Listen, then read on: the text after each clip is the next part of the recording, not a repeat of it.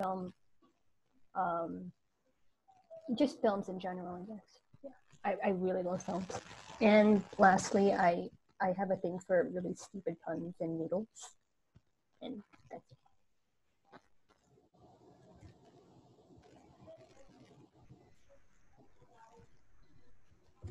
All right, so that was our whole e-board. Feel free to contact any of us at any time. We are always willing to answer questions. So I just wanted to quickly cover our code of conduct.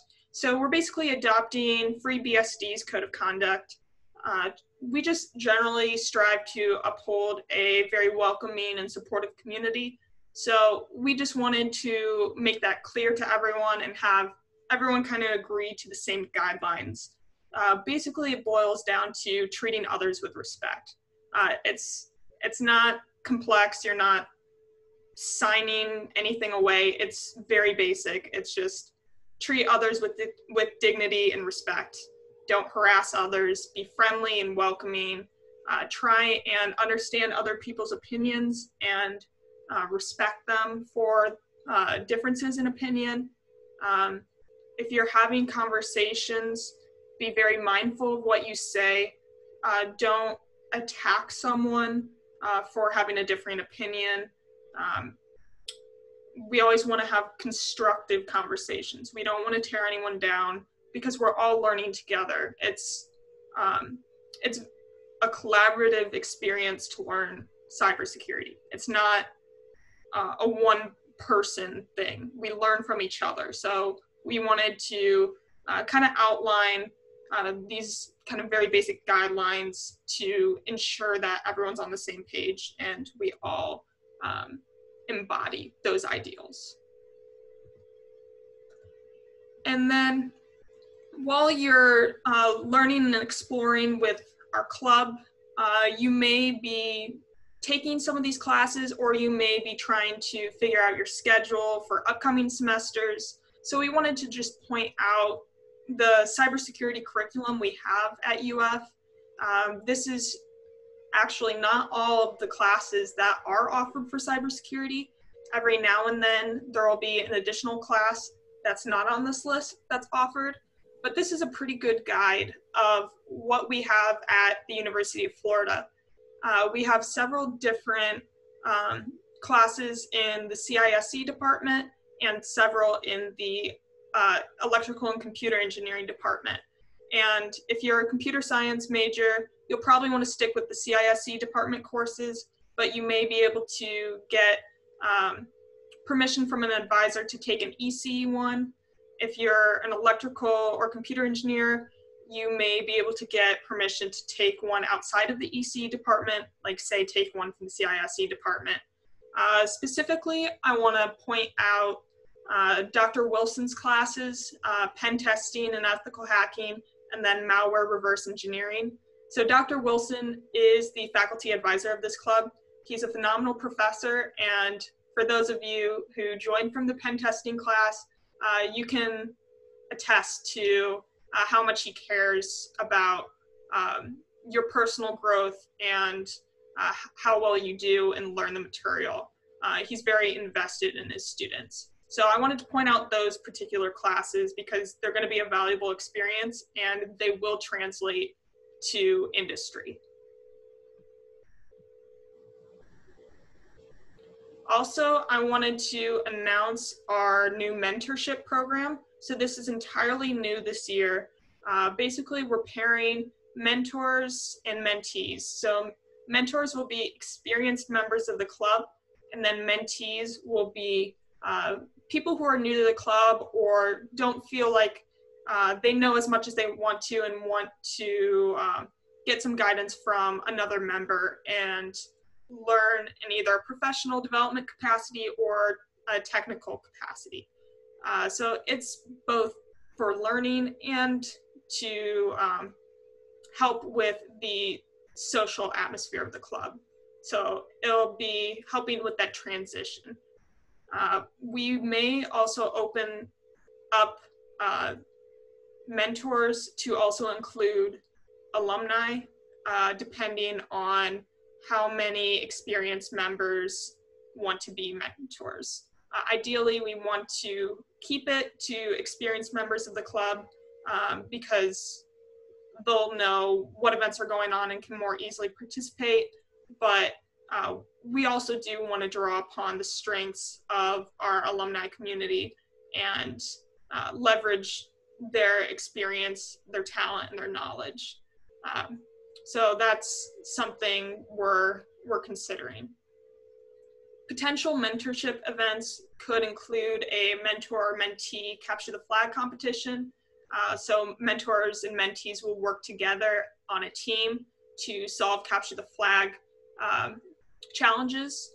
We may have game nights, virtual trivia. All of our events this semester are going to be virtual. So that will also extend to the mentorship events. And these slides will be posted later, so you can access this form link later. And then I just wanted to give a brief overview on general body meetings. So if you're here, you already know what a general body meeting is. You've already been to one.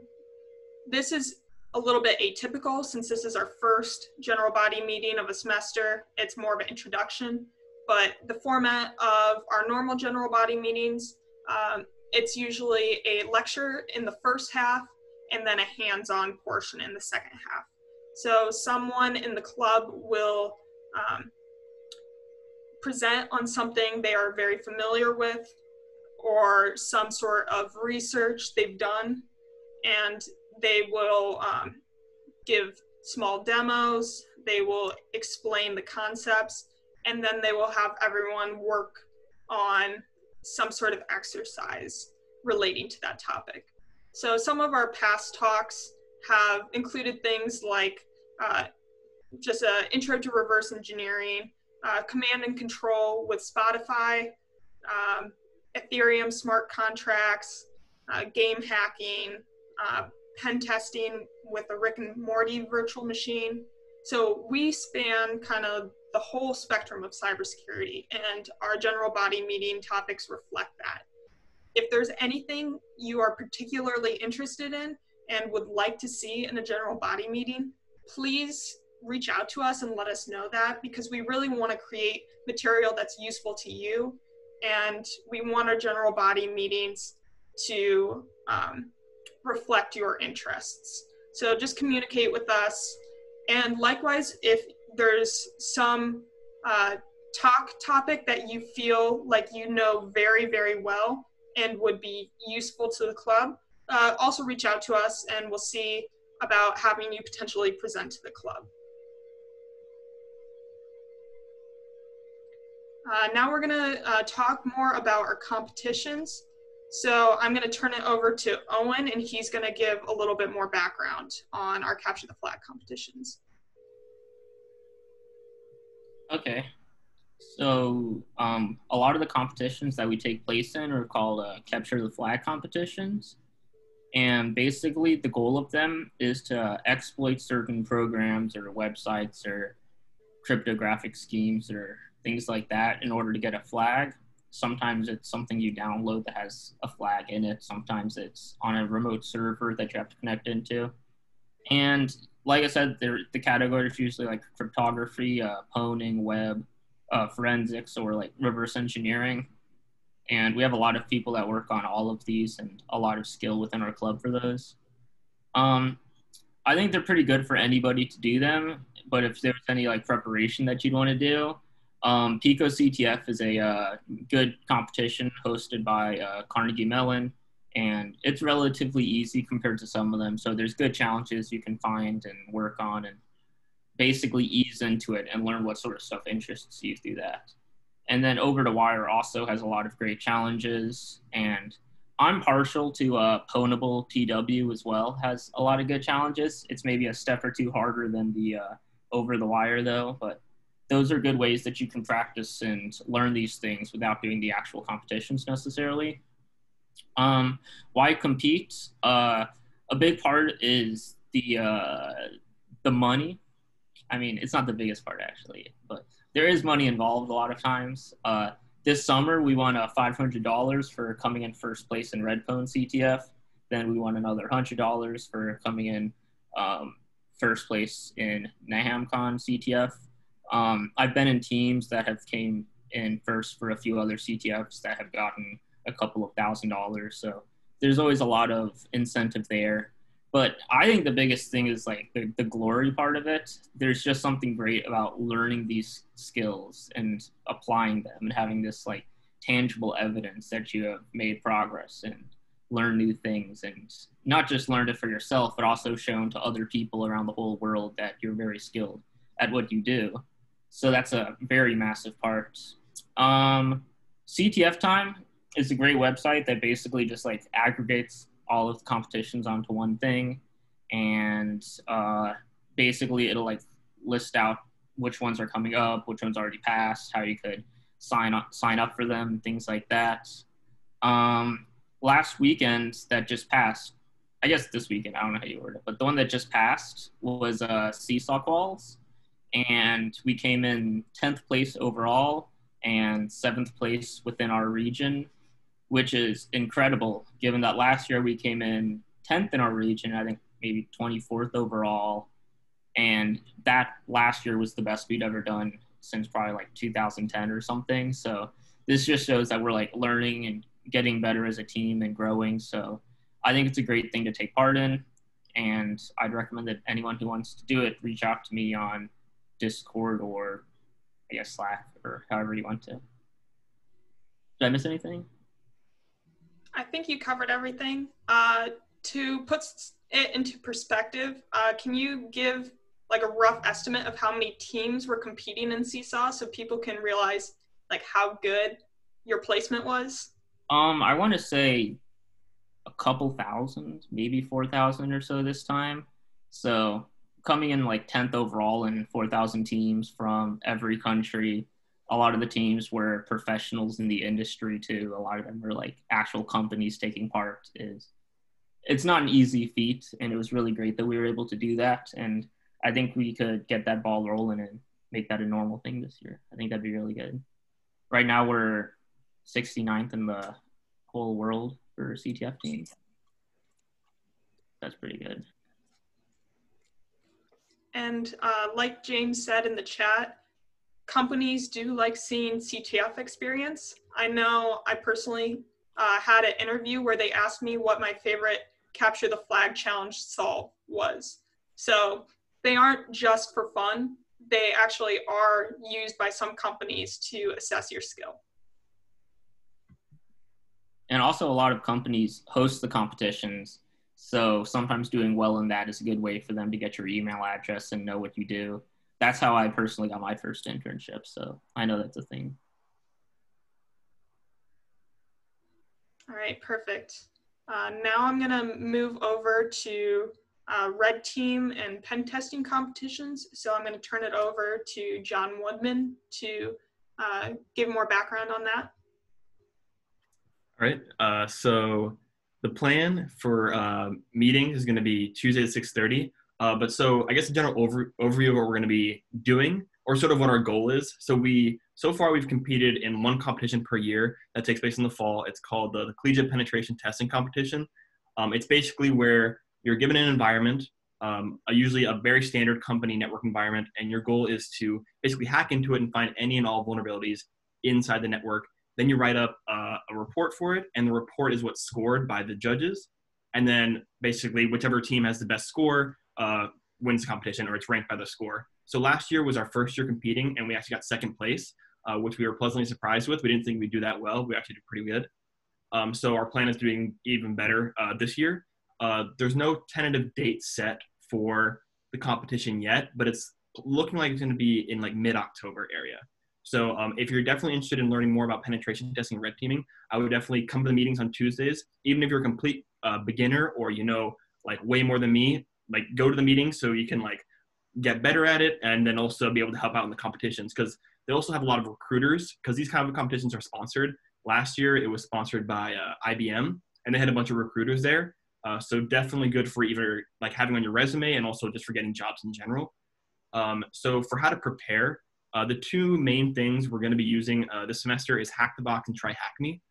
Try Hack Me is great for like really beginning stages. Like if you know absolutely nothing, Try Hack Me is great. I'm gonna, in the meeting on Tuesdays, I'm gonna be walking over like which courses in Try Hack Me you should be looking at if you're a complete beginner. And then Hack the Box is slightly more advanced, but still good for just getting started and getting to really know pen testing and red teaming in general. Also for practicing writing reports. So what that means is basically the report I was referring to in the competitions that we have to write that's scored. That's a big part of what gets scored, like how it's formatted, how it looks, how we explain ourselves, how we write up the vulnerabilities. And actually, just I think a week ago, CPDC released all the reports from the last competition from last year. So I'll also have that up in the chat also at the meeting, so people can look over that and see sort of what our report looked like, but also what other teams' reports look like, so we can get like a better idea of like how we can improve. But yeah, Tuesdays at 6:30 is the plan if you want to do anything related to red teaming or pen testing. All right, perfect. I'm gonna now move on to blue team competitions. Just really briefly before we move on, were there any major questions on capture the flag competitions or red team competitions? We'll have time at the end to ask more questions, but just if there's any quick questions about meeting times or anything urgent. All right, I'm gonna go ahead and move on. So I'm gonna turn it over to Cole, and he's gonna present on blue team. Yeah, so I am Cole. I am your blue team competition chair this year. The blue team is sort of the opposite of red team, right? We're given a network and we're told to defend it. So our big competition every year is in the spring. We go to CCDC, which historically we've gone to Kennesaw, Georgia. This past year it was remote, of course. And the scenario that they give us is they build a network for a small company and they've made it weak intentionally, and we need to figure out how they've messed it up and how to repair it, and so that it doesn't get completely shut down by a red team who's on site trying to mess with us. So we need to maintain the systems and make changes to it and update it for performing business style tasks like in a real work environment, while making sure that things don't get taken down by a red team or hackers. The other big competition that we do, which this year has been turned into an individual competition, and if you want, you can reach out to me. I didn't even finish my file until you got me. Okay. And then we started seeing Somebody's seeing it. married first sight. But that's been turned remote, and if anybody's interested in more information about that, you can reach out to me and I can forward it on to you, and I'll probably put it in the SIT channel after this meeting. The best ways to prepare for blue team competitions are to come to our meetings. It's a lot harder to do individually because it requires a lot of infrastructure to get a good example of it. It's a lot like being a system administrator for a real network. And then we also have a ton of resources hosted in a Canvas course that I'll be handing out at our first couple meetings this semester. Anyone have any questions or can think of something that I missed?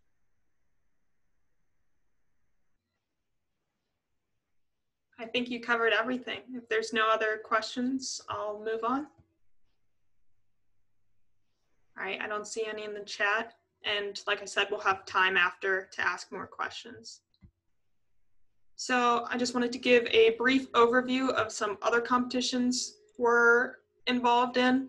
So we also are fielding teams for several of the competitions listed. So we're doing Seesaw's Embedded Security Challenge. That's a lot of reverse engineering and embedded security, as the name implies. We're also doing Seesaw's Logic Locking Competition, which is hardware security. And if anyone's interested in hardware security, no background needed, contact me because we have not yet registered for it, and we can have an unlimited number of people sign up. So that's a great one to learn more about hardware security. Basically, you get a locked net list and you have to attack the locking mechanism and basically figure out what it's supposed to represent, like what circuit or system on chip it's supposed to represent, and retrieve that and break it. Then there's also the Seesaw policy competition. So if you're ever thinking about like cybersecurity law or policy, this would be more up your alley. So we are currently looking for more members who are interested in this competition. We don't currently have a full team. You need 3 people in order to participate in this competition, and the registration deadline is approaching very quickly. So please reach out if you're interested in that one. Zabir is leading up our Hack 3D competition.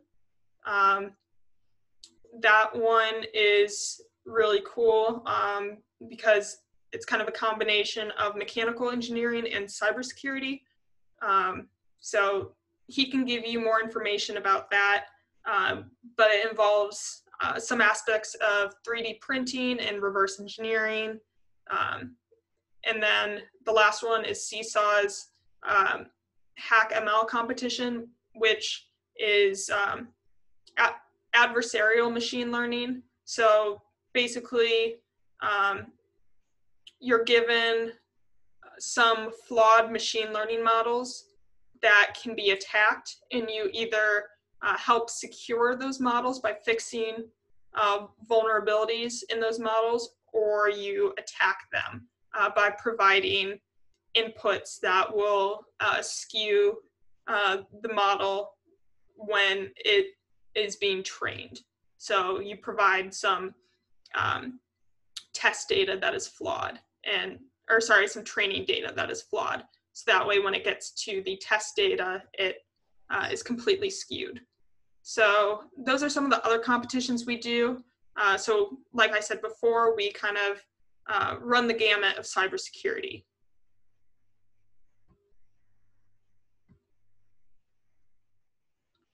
For the policy competition, you can contact me and I can provide you more information. It's all on the Seesaw website, but I will post a link to the policy competition. There's a question in the chat about the policy competition. So now we are gonna switch our focus to some of the special events our club participates in and hosts. So Sean, Okay. if you wanna, yeah. I'll hop on in. But yeah, so I'm the special events chair, and we got lots of fun things coming up for this semester. Despite it being online, we have several things that we've planned thus far coming up. In the next 2 weeks, we're going to have a virtual 5K fundraiser. And so that's the Finger Looking Good 5K, and you guys are going to hear more about that in a second. But that's going to be a very fun opportunity to each individually participate, but still compete as a whole. We're going to be doing some virtual game nights, so things like Scribble.io, Jackbox games. I know Among Us is a new thing, so maybe we'll try to get into some of that. So definitely, if you guys have any suggestions for good like websites or games that you can do through things like Zoom and Discord, definitely hit me up on Slack or Discord. I'm Sean Fiddler on both, and we'll add those to the rotation because it's going to be a little different this semester, but we still can find ways to work together and have fun times. We're also looking into some virtual escape rooms. On the more cybersecurity focused side, we actually host our own CTF competition. And so Swamp CTF 2020, we're going to need challenge writers and all sorts of things for that. And Owen's going to be heading up that and talking about that in a little bit.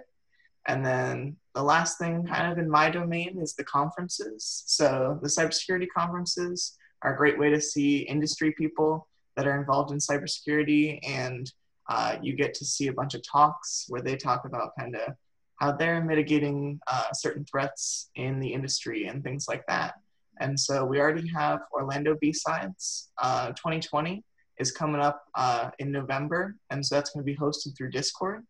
And if you're interested in attending any of these conferences, I highly recommend you check them out. They're a really cool experience. We have a Slack channel, hashtag SIT conferences, and in there I'll be posting throughout the year as we figure out more conferences coming up. And we already have the link for Orlando B-Sides. So if you guys are interested in something like that, definitely hit up that channel.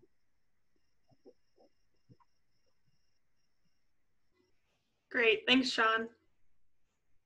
All right, now I'm going to turn it over to Zlata, and she's going to talk to us more about the virtual 5K that Sean mentioned. So, Zlata, whenever you're ready. Yep. Okay, so we're going to be having a virtual 5K. Everyone's kind of going to be running their own route. We called it the Finger Licking Good Virtual 5K because our team is called Colonel Sanders, so we're going to stick to that theme. So each participant, you're just going to pay a fee, and you're going to record your route and distance and time using app like Strava that keep track of that kind of stuff. And then take a screenshot of the information and send it out with various routes of communication. And this will be open all day on September 27th. So from 12 a.m. to 11:59, feel free to submit your routes. And for participating, each participant will receive a prize. And we're still kind of working out what exactly the prizes are going to be. But for participants, prizes can include some of our UFSIT stickers with our logo, lanyards, or some other small items. And the more information about the fundraiser can be on that form there. And we'll have a link probably in the chat for you guys to access right now. It'll have all the information, including more information about the fee. For prizes, aside from just the participant prizes, the 4 fastest times will be eligible for more, fancy prizes. And we'll also do 1 random drawing among our participants. It's kind of like a lottery. So even if you don't get the highest, fastest time, you might get something bigger than just one of our smaller prizes. And also 1 additional prize will go for someone who really sticks to the finger licking good theme. That can be, I don't know, eat fried chicken as you run, dress up like Colonel Sanders, run to a KFC, I don't know, something, the most kind of crazy adherence to the theme will get another prize. And prizes for fastest times and the additional prizes are also still kind of a work in progress, but will be something along the lines of Raspberry Pis, UFSIT t-shirts, maybe a drone, and all these prizes will probably be shipped, or we can do like a pickup or a drop off, whatever sort of is easiest for participants.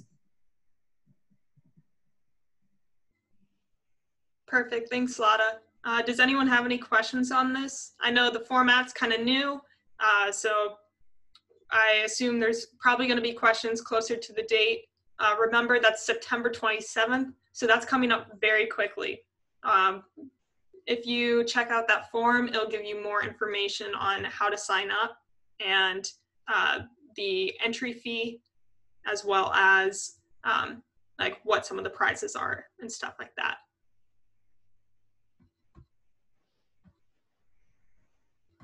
Okay, I'm gonna move on. So Owen, do you mind taking over again? Yeah, sure.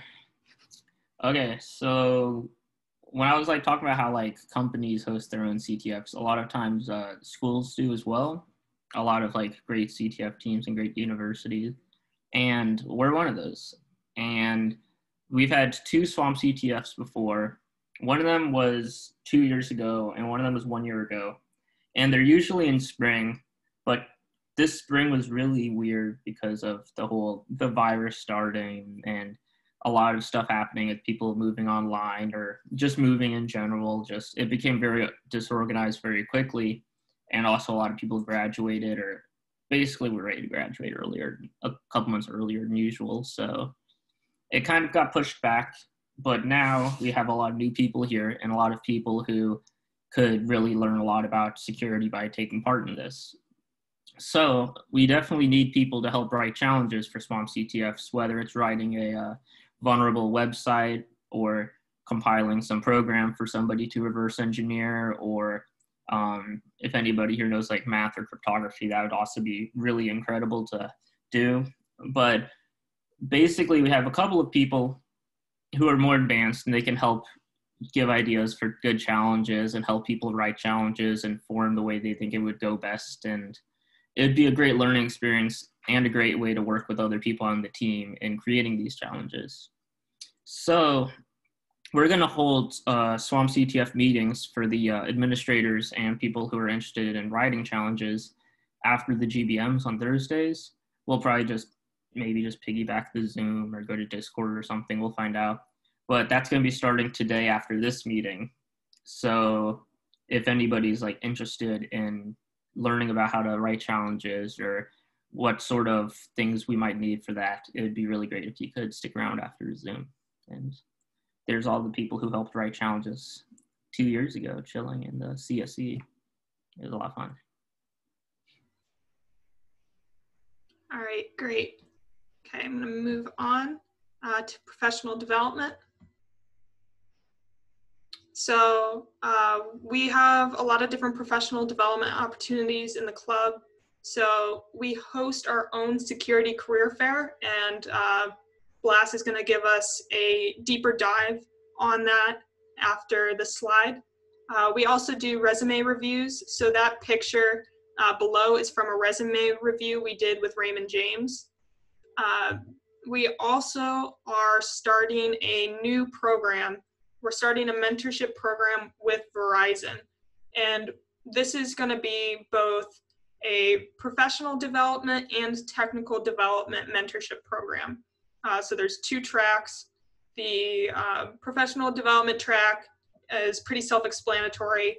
A Verizon employee will provide various different professional development advice, whether it's like a resume review, reviewing your elevator pitch, helping you align yourself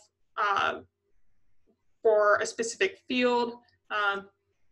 Basically everything that entails getting a job, moving up in your career in security. And then the other track, the technical development track, will entail a larger period of time.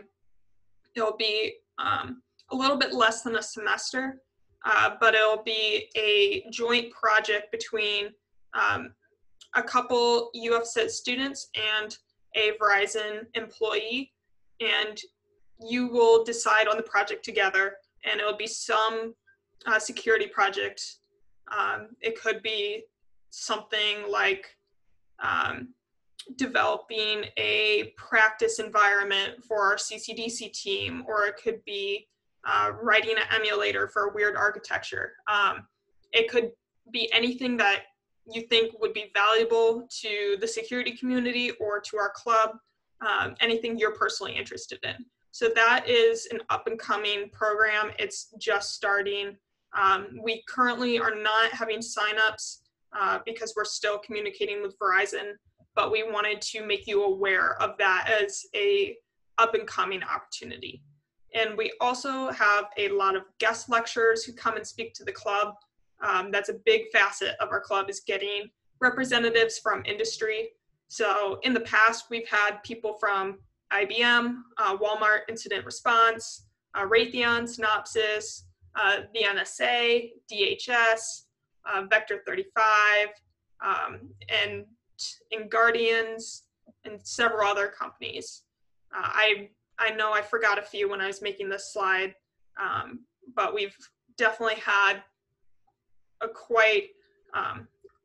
a very broad range of security companies come and speak to our club. And we also have talks from IBM and Battelle coming up, so that's something to look forward to.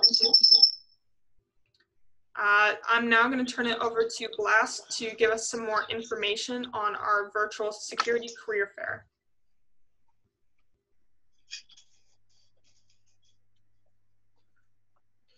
Yeah, what's up? Can we mute Jack's phone, Jack's iPhone real quick, please? Sorry, Jack. It's just that your mic's on. All right, awesome. Thank you.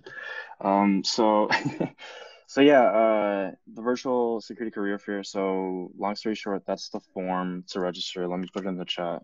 Let let me just double check this right. Yeah, all right, cool. So that's the form to RSVP for it. It's going to take place October 15th from 6 to 8, and it'll basically be conducted virtually using Zoom or any other conference platform that we can sort of try to make it work with. I think we're going to end up sticking with Zoom though. Logistically speaking, just makes a bit more sense. And then, yeah, basically it'll just be a great opportunity to, there we go. It'll be a great opportunity to just come out and sort of talk to people in the industry. We have a lot of alumni that usually come to the career fair. Last year was the first year, and it was just a great experience all around. I mean, just getting to know the people that come out is already great on its own. Connect on LinkedIn or whatnot, because you know, I was able to get a couple of interviews off of it just from knowing alumni, right? So it's definitely a great experience to just even show face and just communicate with them, because you never know. I mean, being that it's virtual this year, if the alumni are up for it or whatnot, we could probably have like a gaming night later. And so everybody from the career fair can just chill out afterwards and sort of socialize a little bit more in an informal scenario. And that's kind of what we want. It's not to be like a stressful environment or whatever, just sort of to gauge what it's like to talk to someone in the industry, show them who you are, what you mean and whatnot, and they can give you a little bit of feedback. So great opportunity all around. Definitely worth your time.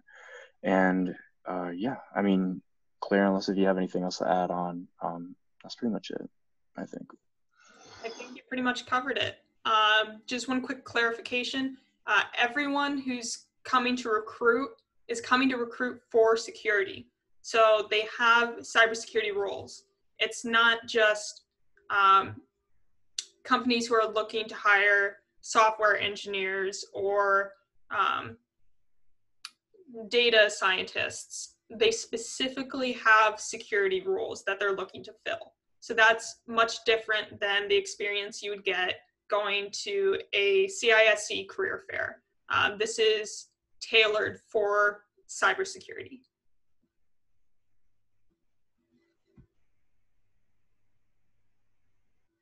All right, and now we're going to cover some of our volunteering opportunities.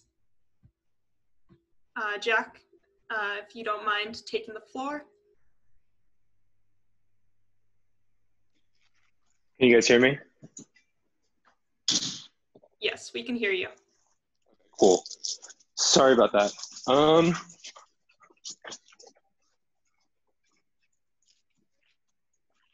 Give me a second. I apologize very much. I just got a dog, and he's going crazy in my house. I'm trying to stop him. So, we started a program to local high school. The aim is to introduce high school security. Hi, Jack. Sorry to interrupt, but you're breaking up on us.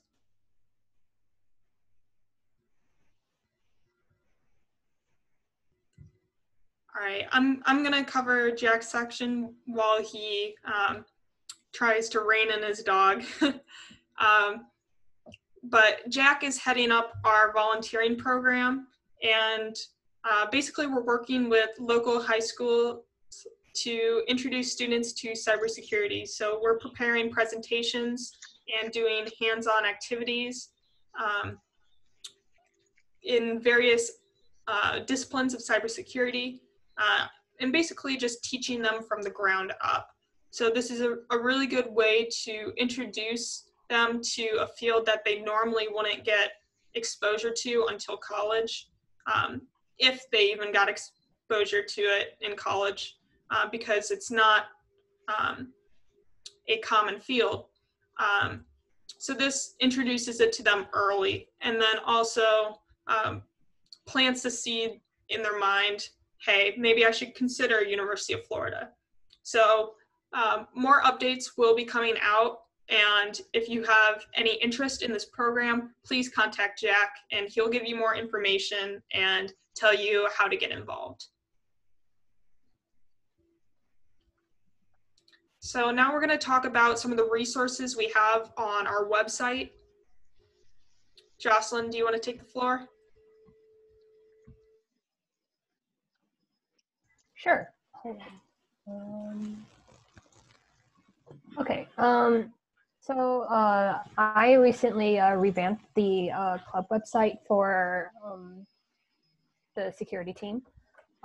If you want to, and currently I'm working on, so I did the website already. I'm currently working on redeveloping the infrastructure for the web app, where we ideally host our own ongoing CTF, as well as host resources. And if you know anything about like JavaScript or web development in general, do reach out to me. I am in a little bit of need of help. If you're looking to get started in general, if you're new, we have a lot of our list of resources on our website at UFSIT.club, including resources and write-ups, as well as host a number of various instances, including the juice shop. And yeah.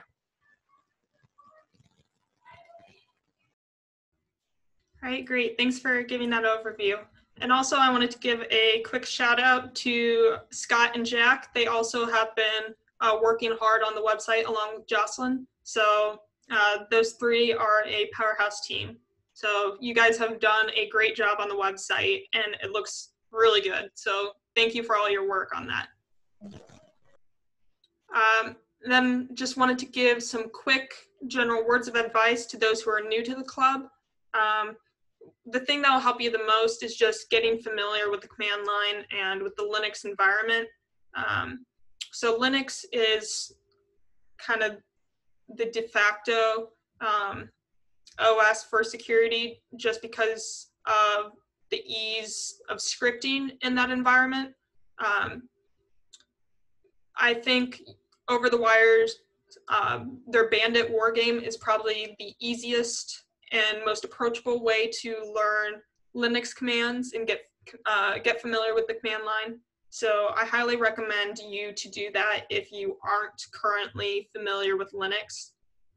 That will help you out a lot, especially with some of the content we talk about at our general body meetings. If you're interested in pen testing, I recommend you set up a Kali Linux virtual machine using either VirtualBox or VMware. Then John can give you more information about what tools and any configuration details that would be useful for pen testing. For reverse engineering or binary exploitation, just have some sort of Linux environment, one that you feel comfortable with. That could be a virtual machine. It could be a Docker image that has a lot of binary exploitation tools already packaged into it, or you can use Vagrant. Owen can give you links to like pre-configured Vagrant and Docker images, and then just having a virtual machine or just some sort of Linux environment is going to be really helpful for that.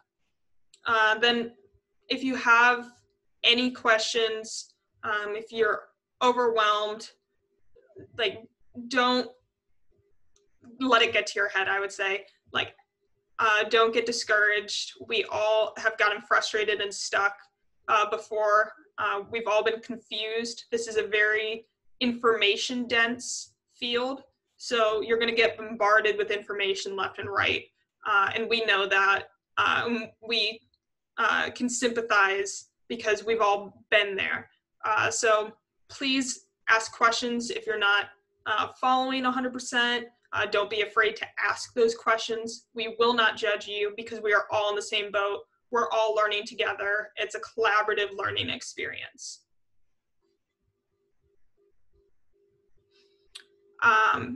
Then briefly before this slide, I wanted to just give Zabir an opportunity to talk about some of our collaborations with other clubs. I realize I forgot to include a slide on it. So Zabir, if you want, I hate to put you on the spot. Sorry about that. but maybe mention some of the events we've done, specifically like the one we did with SSD this summer. Yeah, recently, I mean, if any one of you are in any club and want to host any events along with us, just shoot me any text. Recently, we did one with SSD and it went pretty good over the summer. So that's pretty much it. Yeah, we do several different collaborations with other clubs. So we've done ones in the past with Society of Software Developers. We've done ones with UFSIT. And we're open to doing more with other clubs. We think it's a great way to teach others about our clubs. And then I'm going to turn it over to you, Gabriella, and then this will be the end of the general body meeting. After she finishes presenting, we'll have time for you guys to ask us questions, and then we'll transition into the Swamp CTF meeting. And then I don't know if Owen wants it to just be in Zoom or over Discord, so I'll let him announce that. Hey guys, excuse my awkward car situation, but I just wanted to talk to you about how to get in touch with us. So Discord is pretty big because it's less formal, more comfortable, more being yourself instead of Slack in a more professional way. But we do have Discord and Slack, so if you want to scan the QR code if you're on your phone, like I am, or if you want to look up our Slack channel in the UFCIIC Slack, #UFSIT. We're also starting up a Reddit, so if y'all want to get there, post some cool tech memes, stuff like that, or just a way to get to know more of the stuff that you can find on Reddit. That's a good way. Our email listserv is a, what is it? It is a, I'm losing the word. It's a newsletter, sorry. It's a newsletter that I send out whenever we have big announcements. I'll probably send one once a week, depending on how much information we get on a weekly basis. Twitter and Facebook is also a great way to check in. On Facebook, we'll post events for anything that we're having, so whether it be GBMs, professional development, resume reviews, stuff like that. And Twitter will basically try to retweet more tech resources, get more into the industry via Twitter, stuff like that. But thank you. Awesome, thank you. And we're also starting up a LinkedIn page. I noticed we have some alumni here with us today. So our LinkedIn page will be a way for current students to connect with our alumni. So we're going to have an alumni page, and that way you don't have to keep your UFL information. You'll be able to keep in contact with the club no matter what email you have after you graduate. So we are currently working on that. Keep your eyes out, eyes peeled for that. Now I'm just gonna kind of leave it for question and answer. So if anyone has any questions, feel free to either write them in the chat, or you can unmute yourself and go ahead and ask them over voice.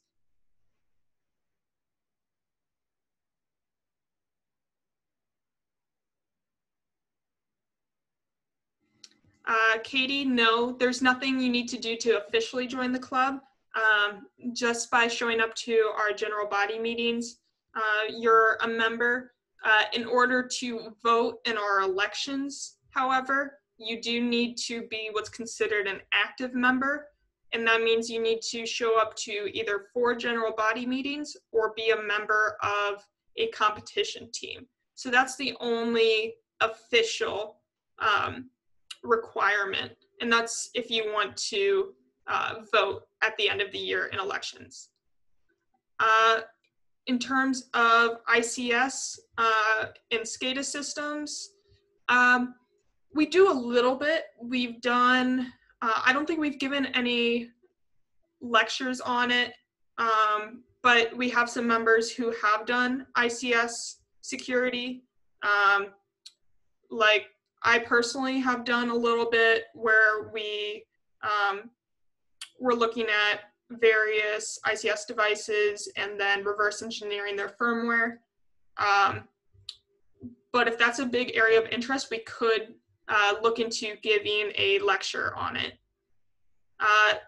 For CTFs, there are, they're not really meetings, but they are like CTF collaborations.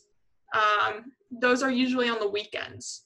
So capture the flag competitions are almost always on the weekends. So we generally collaborate over the Discord. So if you just keep an eye out on the Discord, you'll see announcements posted about CTFs, and then people will generally hop on a voice chat channel in Discord, and then you'll collaborate there. So it's not a Zoom meeting, but it is a collaboration of sorts. Yeah, we also plan on starting to do the Wednesday collaborations again once the school year starts, and we have like the new people starting to get used to the club. And we used to do a thing on Wednesdays where it'd be called the Cyber Range, where everyone would hang out at CSC and eat and do like training or looking at past competitions and stuff. And it was like a really relaxed environment. We can't really meet up at CSE now, but we can still do it on Discord where people are in the voice chat and working on whatever projects they have as a way for people to sort of learn without the pressure of the actual like ongoing CTF. I plan on starting that again pretty soon. I'm not exactly sure when yet, but that'll definitely be happening this month.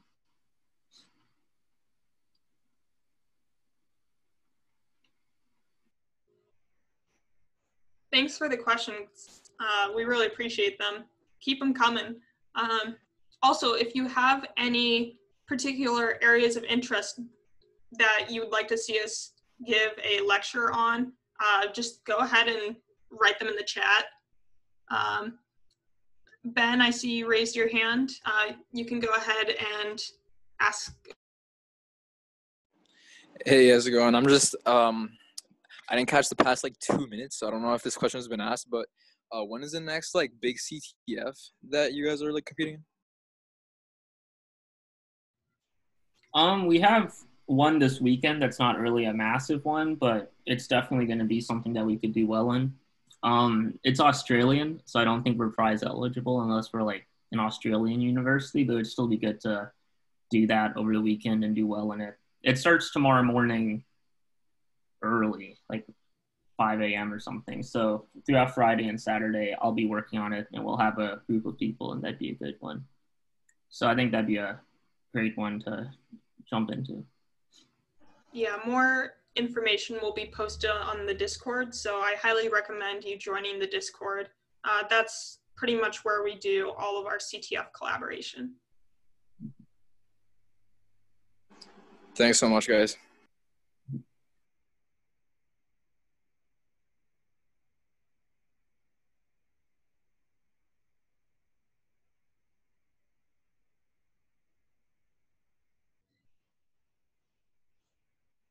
All right, are there any more questions?